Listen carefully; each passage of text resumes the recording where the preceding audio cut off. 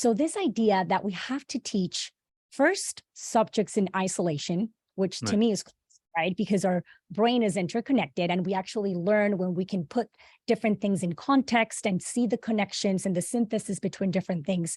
And so that's, this idea of like for 45 minutes, we're going to be doing math. Then you need to like shut down your brain and we're going to switch to science. So now we need to focus on like that doesn't make sense.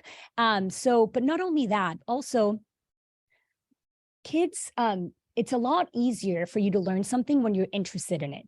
So the fact that we have this like standard like curriculums that say we're now going to learn about this, we're then going to learn about that. If the kid is not interested, at the moment on the French Revolution, they're very likely not going to learn about it, or they're going to learn to pass the test and then they're going to forget. So what's the whole point in it? So a Right. much better way would be to actually start where the kids are already like tap into their interests, see what they want to learn about, what they need at the moment, right? And then begin there. Obviously, this is very challenging to do when you're in a school system and you have 30 kids, they all have different interests and you have to sort of get going. So I understand why it is the way it is, but that's one of the big critiques as well.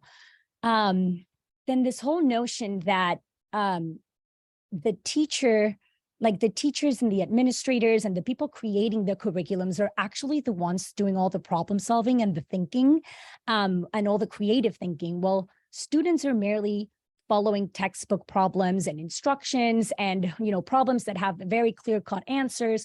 So there's not a lot of real deep thinking going on. So kids are not really learning how to think and how to come up with answers and figure things out, but rather they're learning how to follow instructions and how to learn about things that have already been created in the same way that everyone else is learning about them. There's very little room for interpretation and for asking questions and sort of like going against the grain, and to solve actually problems that have like different answers and different ways to get into an answer. So it's very like clear cut, and again, the real world is nothing like that.